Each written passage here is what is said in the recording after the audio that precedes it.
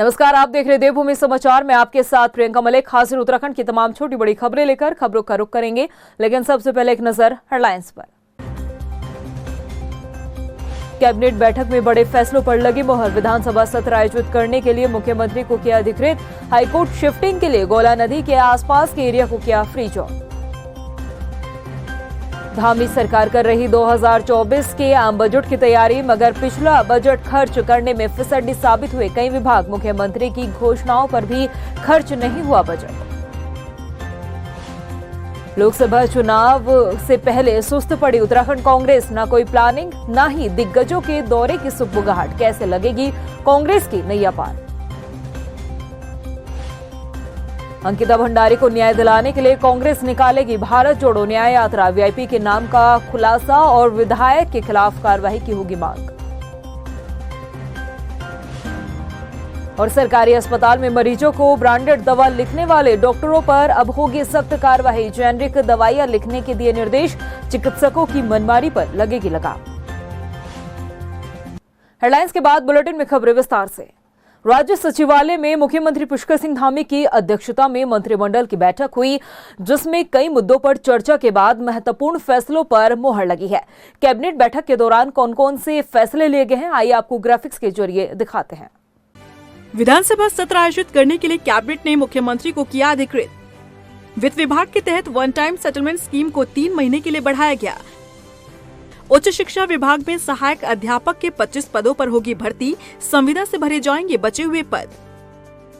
आवास विभाग के तहत नई नजूल नीति पर मुहर लगने तक पुरानी नजूल नीति 2021 ही रहेगी लागू। ऊर्जा विभाग के अनवेल रिपोर्ट सदन के पटल पर रखने को मंजूरी। आयुष विभाग में अपर निदेशक ही निदेशक बन सकेंगे। हाईकोर्ट की शिफ्टिंग को लेकर गोला नदी पर चल रहे निर्माण कार्य के चलते आसपास के एरिया को किया गया फ्री जोन, नहीं हो सकेगा कोई दूसरा निर्माण। खटीमा में बार एसोसिएशन के चैम्बर की लीज बढ़ाई गई। गन्ना विकास विभाग में 400 करोड़ से अधिक लोन लेने को मंजूरी। संस्कृति और धर्म संस्कृति विभाग के तहत बीकेटीसी नई भर्ती नियमावली को मंजूरी। शहरी विकास विभाग के तहत कैंट बोर्ड एरिया को निकायों में शामिल करने को मंजूरी। उत्तराखंड की धामी सरकार जहां 2024 के आम बजट की तैयारी कर रही है, तो वहीं हैरानी इस बात की होती है कि पिछले वित्तीय वर्ष 2023 और 24 में कई विभाग बजट खर्च ही नहीं कर पाए, यानी कि विभागीय बजट को खर्च करने में सुस्त नजर आए हैं। यहां तक कि मुख्यमंत्री की घोषणाओं को पूरा करने के लिए जो बजट का प्रावधान किया गया था, उसे भी खर्च करने में कई विभाग फिसड्डी साबित हुए हैं। ये रिपोर्ट देखिए। बजट खर्च करने में फिसड्डी विभाग। पिछला बजट खर्च करने में कई विभाग सुस्त। सीएम की घोषणाओं का बजट भी नहीं हुआ खर्च। नया साल शुरू हो चुका है। वित्त वर्ष 2024 के आम बजट की तैयारी चल रही है, लेकिन हैरानी की बात है कि पिछला बजट ही अभी तक विभाग खर्च कर पाने में फिसड्डी साबित हुआ है। आंकड़ों के लिहाज से आपको बताते हैं कि दिसंबर महीने तक किस विभाग ने कितना बजट खर्च किया है और किस विभाग को कितना बजट पास किया गया था। ग्रामीण विकास में 1965 करोड़ बजट पास हुआ, जिनमें से 676 करोड़ खर्च हुए। पीडब्ल्यूडी विभाग में 1681 करोड़ का बजट पास हुआ था, जिसमें से 775 करोड़ रुपए खर्च हुए। ऊर्जा विभाग की बात करें तो 1194 करोड़ का बजट पास हुआ था, जिसमें से 262 करोड़ रुपए खर्च हुए। शहरी विकास का 1116 करोड़ का बजट था, जिसमें से 242 करोड़ विभाग ने खर्च किए। आपदा प्रबंधन विभाग का बजट 1082 करोड़ का था, जिसमें से सिर्फ 70 करोड़ रुपए खर्च हुए। सिंचाई विभाग की बात करें तो 736 करोड़ पास हुआ था बजट, इसमें से सिर्फ 116 करोड़ रुपए खर्च हुए हैं। वहीं उद्यान विभाग में 236 करोड़ का बजट पास हुआ था, जिसमें से 6 करोड़ सिर्फ खर्च हुए। समाज कल्याण विभाग को 167 करोड़ का बजट मिला था, जिसमें से 13 करोड़ रुपए खर्च हुए। पर्यटन विभाग को 165 करोड़ का बजट मिला था, जिसमें से सिर्फ 72 करोड़ रुपए खर्च हुए। गृह विभाग को 104 करोड़ का बजट मिला, जिसमें से सिर्फ 67 करोड़ रुपए खर्च हुए। उच्च शिक्षा के पास 65 करोड़ का बजट था, जिसमें से सिर्फ 41 करोड़ रुपए खर्च हुए। वन विभाग की बात करें तो 80 करोड़ के बजट में से सिर्फ 21 करोड़ रुपए खर्च हुए।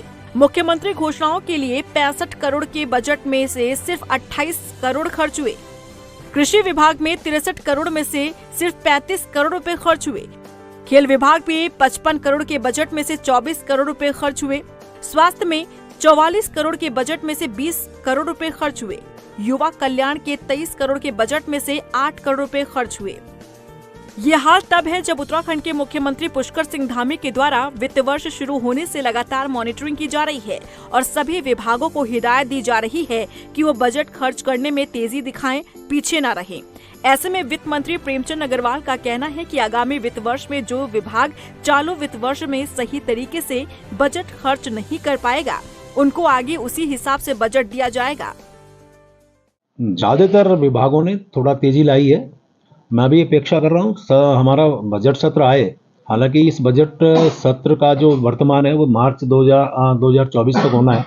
उससे पहले ठीक से वो पूरा उस पर खर्च करें ताकि आने वाले बजट में उनके खर्च के अनुसार जैसा उन्होंने खर्च किया है, यदि उन्होंने कम खर्च किया है तो आने वाले बजट में फिर उसी प्रकार से उनको कटौती भी करेंगे, क्योंकि ये नहीं होगा कि आप पिछला खर्च ना करें, आगे की अपेक्षा करें।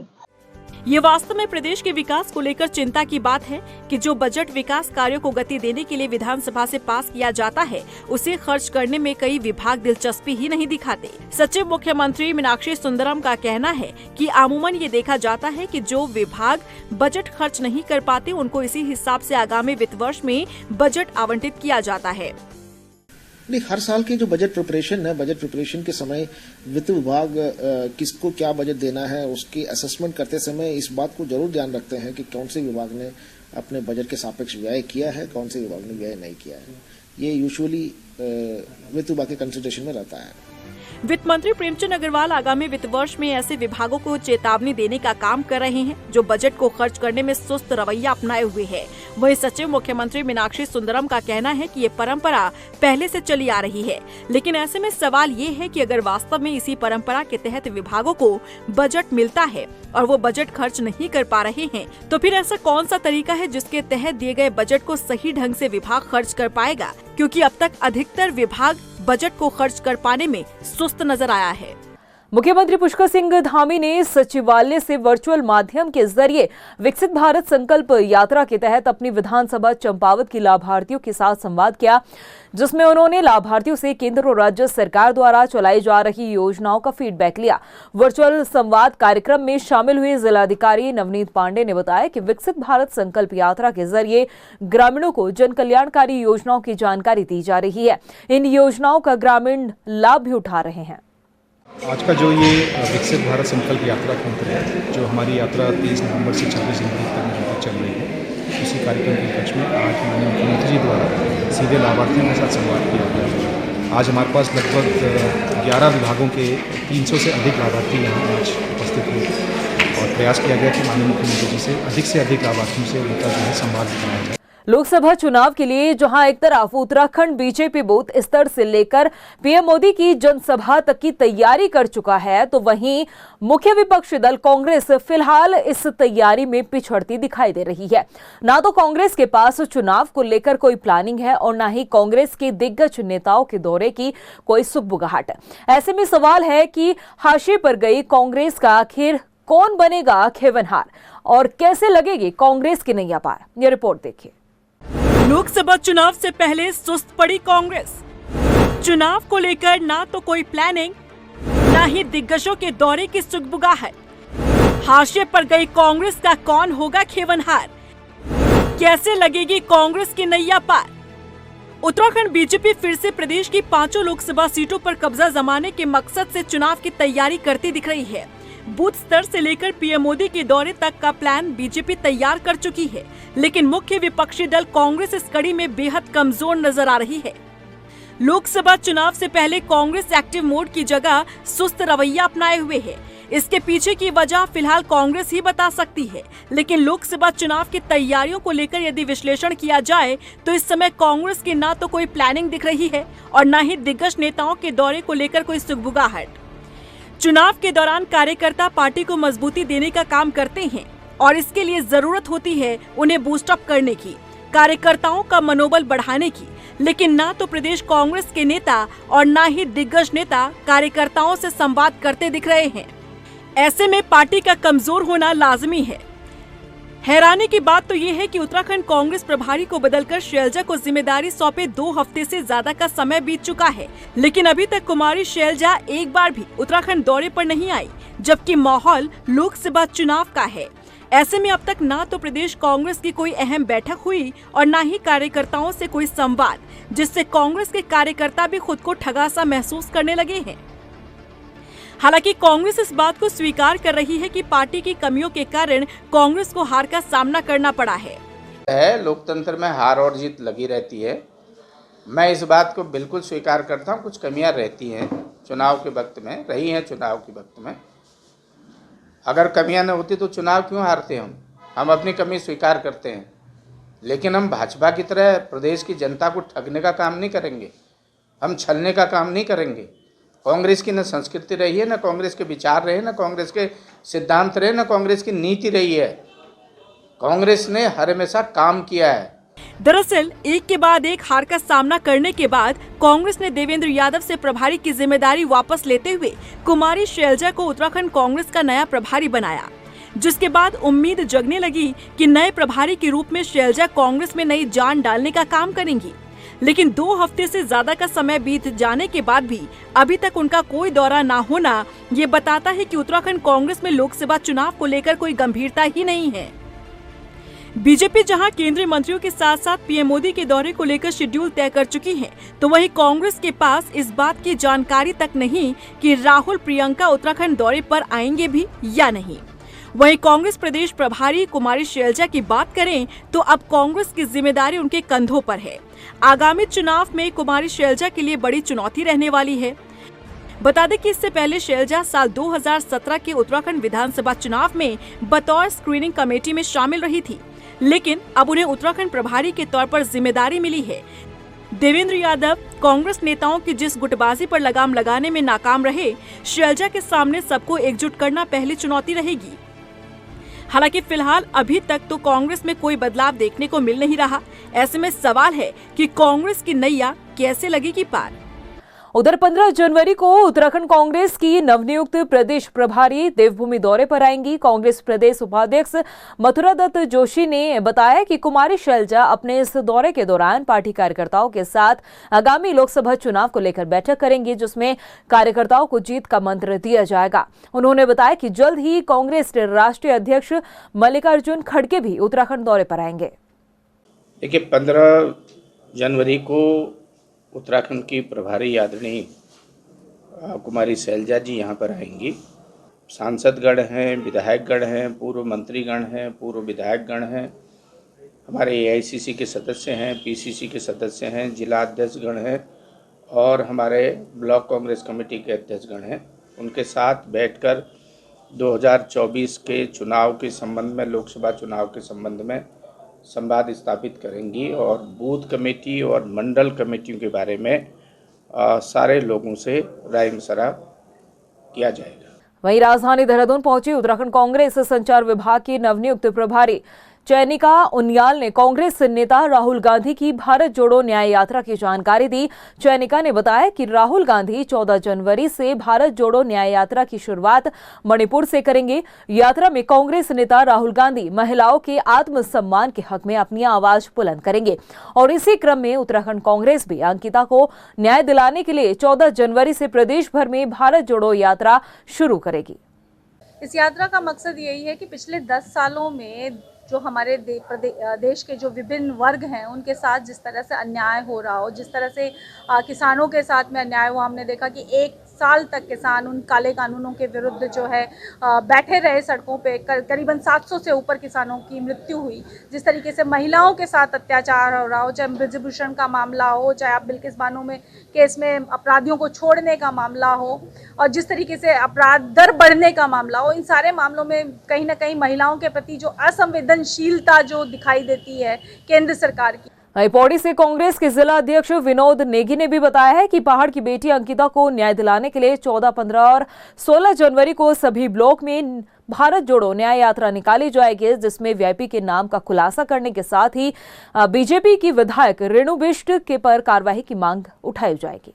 देखो, हमारे आदर्श नेता जो राहुल गांधी जी है, उनके द्वारा भारत जोड़ो न्याय यात्रा का शुभारंभ हो रहा है। जो कि मणिपुर इंफाल से होना है। यह यात्रा 6700 किलोमीटर लंबी है और इस यात्रा की तर्ज पर हमारे जो प्रदेश अध्यक्ष हैं आदरणीय करण महाराज जी, तो उनके द्वारा हमें निर्देशित किया गया है कि पूरे ज़िलों में जो है, उत्तराखंड के सारे ज़िलों में जो है 14, 15 और 16 को न्याय यात्रा निकाली जाएगी और वो जो है न्याय यात्रा अंकिता भंडारी के रूप में निकाली जाएगी। इस सरकार से पूछा जाएगा कि अंकिता के दोषियों को आप कब तक संरक्षण देते रहेंगे। चमोली जिला पंचायत अध्यक्ष रजनी भंडारी के खिलाफ उत्तराखंड सरकार ने बड़ी कार्रवाई करते हुए उन्हें जिला पंचायत अध्यक्ष के पद से हटा दिया है। इसके लिए पंचायती राज सचिव हरिश्चंद्र सेमवाल ने आदेश जारी किया। सरकार के इस आदेश पर रजनी भंडारी के पति और बद्रीनाथ से विधायक राजेंद्र भंडारी ने आपत्ति जताते हुए कहा है कि लोकतंत्र की हत्या है। उन्होंने कहा कि सत्ता की ताकत के बल पर सरकार ने यह फैसला लिया है। आपको बता दें कि रजनी भंडारी पर 2012 व 13 में आयोजित नंदा राजजात के निर्माण कार्य में टेंडर में गड़बड़िया का आरोप है। देखिए, ये तो लोकतंत्र की हत्या है। जब कमिश्नर की जांच में कोई भी तनियमितता नहीं पाई गई, कोई भी रुपये का जो है लेन देन नहीं हुआ है, तो फिर किस आधार पर हटा रहे हो?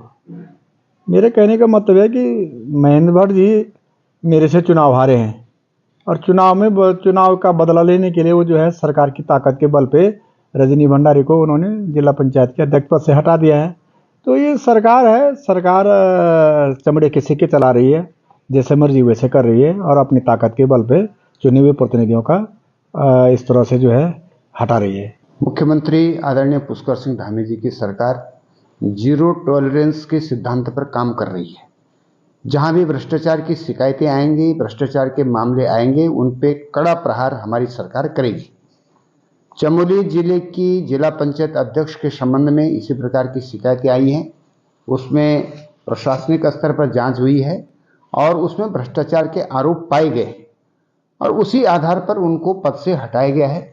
अंकिता भंडारी हत्याकांड मामले में इन दिनों खूब राजनीति हो रही है। सूबे में एक धड़ा न्याय व्यवस्था पर सवाल खड़े करता हुआ सरकार पर निशाना साध रहा है, तो वहीं बीजेपी इसे ब्लैकमेलिंग की राजनीति करार दे रहे हैं। ये रिपोर्ट देखिए।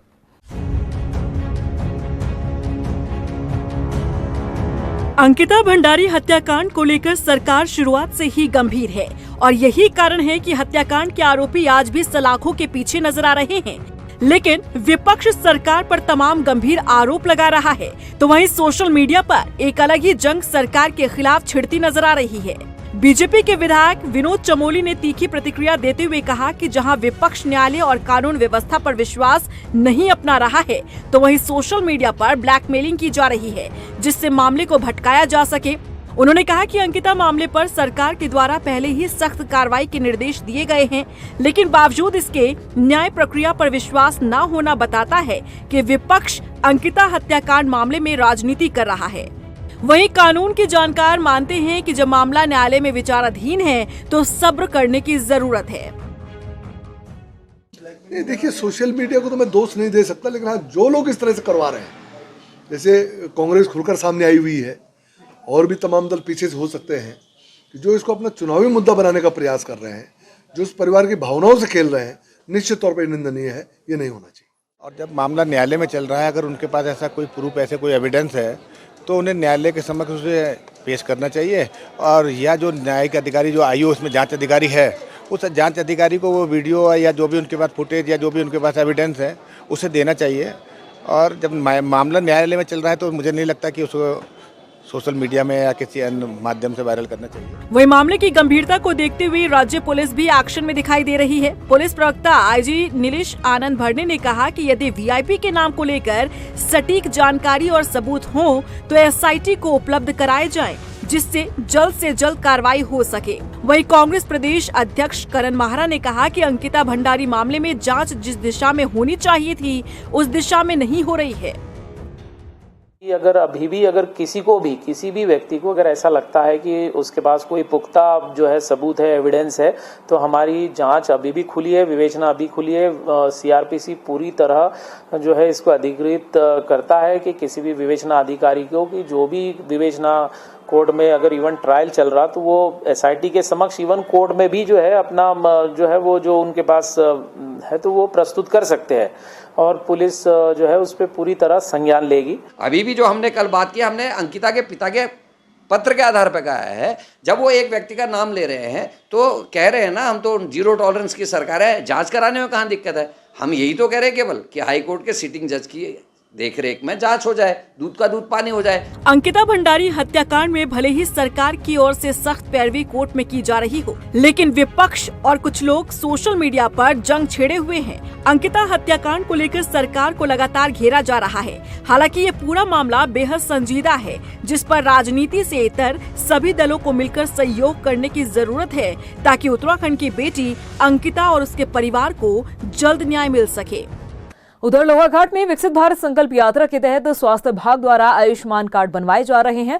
लोहाघाट उप जिला चिकित्सालय की चिकित्सा अधीक्षक डॉक्टर सोनाली मंडल ने बताया कि लोगों की सहूलियत के लिए क्षेत्र में जगह जगह पर शिविर लगाकर आयुष्मान कार्ड बनाए जा रहे हैं। इसके साथ ही आयुष्मान कार्ड बनवाने के लिए आशा वर्कर्स भी लोगों को जागरूक कर रही हैं।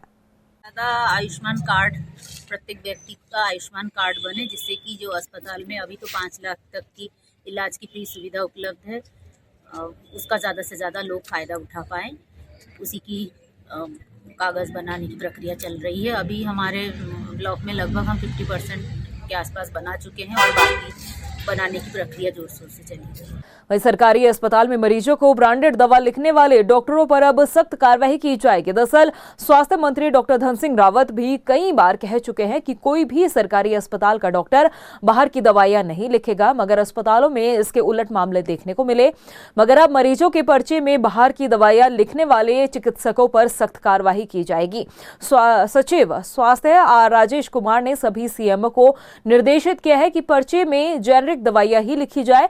निर्देशों का पालन न करने पर सख्त कार्रवाई की जाएगी।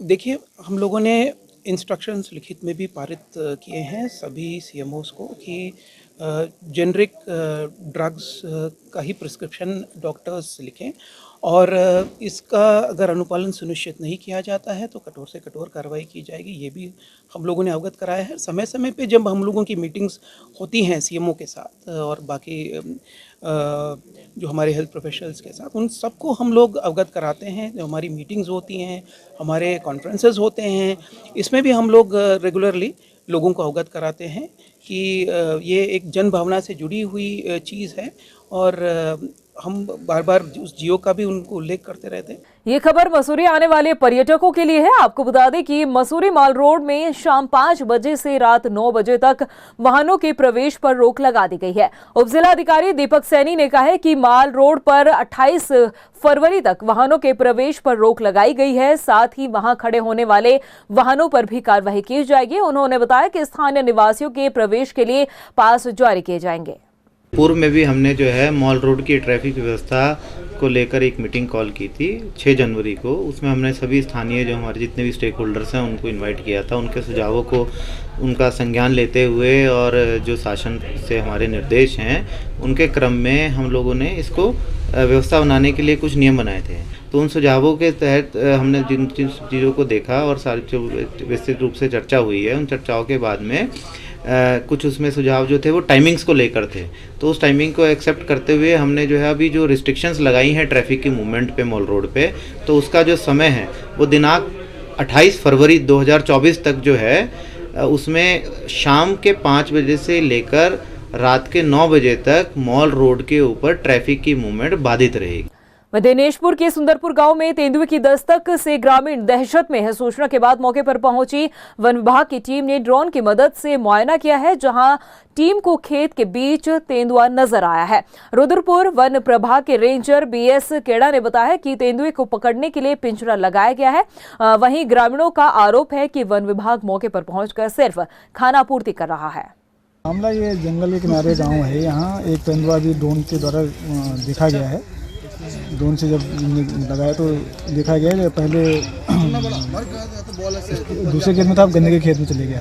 तो गन्ने के खेत में छुपा है, भी फिर लगा रहे हैं ड्रोन। उसके बाद आगे की कार्रवाई के लिए रणनीति बनाई जाएगी। जो भी होगा, जैसे पकड़ने का होगा या टेम्पलाइज करने का, जो भी अपने सीनियर अफसर को सूचना देने के बाद तभी आगे कार्रवाई करेंगे। हमने यहाँ पे एक शेर देखा, ठीक है, जो रात भर परेशान किया हम लोगों को।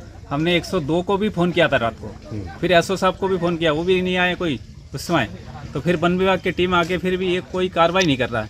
वहीं भगवानपुर में पुलिस ने 2 वाहन चोरों को गिरफ्तार किया है। एसपी देहात स्वप्न किशोर ने बताया है कि आरोपी उत्तर प्रदेश के देवबंद और सहारनपुर के रहने वाले हैं। ये लोग भगवानपुर और आसपास के क्षेत्रों में मोटरसाइकिल की चोरी करते हैं। इनके कब्जे से चोरी की 12 मोटरसाइकिल बरामद की गई। थेफ्ट व्हीकल रिकवरी के लिए थाना स्तर पर टीमें गठित करके प्रभावी कार्रवाई करने के निर्देश दिए गए थे। उन्हीं निर्देशों के अनुपालन में थाना भगवानपुर पुलिस की टीम ने इंस्पेक्टर भगवानपुर के नेतृत्व में उल्लेखनीय कार्य करते हुए 12 चोरी गई मोटरसाइकिलें बरामद की हैं, जिनमें से 5 थाना भगवानपुर से संबंधित हैं एवं अन्य के संबंध में जानकारी एकत्र की जा रही है। वहीं अल्मोड़ा जिले में पुलिस ने चेकिंग के दौरान दुरुस्त ग्रामीण क्षेत्र में एक युवक को कच्ची शराब बनाने के उपकरण के साथ ही गिरफ्तार किया है। मौके से करीब 400 लीटर कच्चा लहन बरामद किया गया, जिसे नष्ट कर दिया गया है। खास बात यह है कि इन युवकों ने YouTube की मदद से कच्ची शराब बनाना सीखा था। पुलिस के मुताबिक एक भाई को गिरफ्तार किया गया है, जबकि दूसरा भाई मौके से फरार है। रेगढ़ पुलिस द्वारा औचक चेकिंग के दौरान फूटीकुआं गांव में पूरन सिंह नाम के व्यक्ति को अपने ही घर में अवैध शराब बनाते हुए गिरफ्तार किया गया, जिसमें उसका एक भाई पान सिंह मौके से फरार हो गया। पूछताछ के दौरान पूरन सिंह ने बताया कि ये कच्ची शराब बनाना उसने YouTube से सीखा है। फरार व्यक्ति को पुलिस द्वारा तलाश किया जा रहा है और जल्दी वो गिरफ्तार किया जाएगा। प्रदेश की खबरों में इतना ही। फिर हाजिर होंगे कुछ खास खबरों के साथ। तब तक के लिए मुझे दे इजाजत। नमस्कार। कैबिनेट बैठक में बड़े फैसलों पर लगी मोहर। विधानसभा सत्र आयोजित करने के लिए मुख्यमंत्री को किया अधिकृत। हाईकोर्ट शिफ्टिंग के लिए गोला नदी के आसपास के एरिया को किया फ्री जोन। धामी सरकार कर रही 2024 के आम बजट की तैयारी, मगर पिछला बजट खर्च करने में फिसड्डी साबित हुए कई विभाग। मुख्यमंत्री की घोषणाओं पर भी खर्च नहीं हुआ बजट। लोकसभा चुनाव से पहले सुस्त पड़ी उत्तराखंड कांग्रेस। न कोई प्लानिंग, न ही दिग्गजों के दौरे की सुगबुगाहट। कैसे लगेगी कांग्रेस की नैया पार? अंकिता भंडारी को न्याय दिलाने के लिए कांग्रेस निकालेगी भारत जोड़ो न्याय यात्रा। वीआईपी के नाम का खुलासा और विधायक के खिलाफ कार्रवाई की होगी मांग। और सरकारी अस्पताल में मरीजों को ब्रांडेड दवा लिखने वाले डॉक्टरों पर अब होगी सख्त कार्रवाई। जेनेरिक दवाइयां लिखने के दिए निर्देश। चिकित्सकों की मनमानी पर लगेगी लगाम।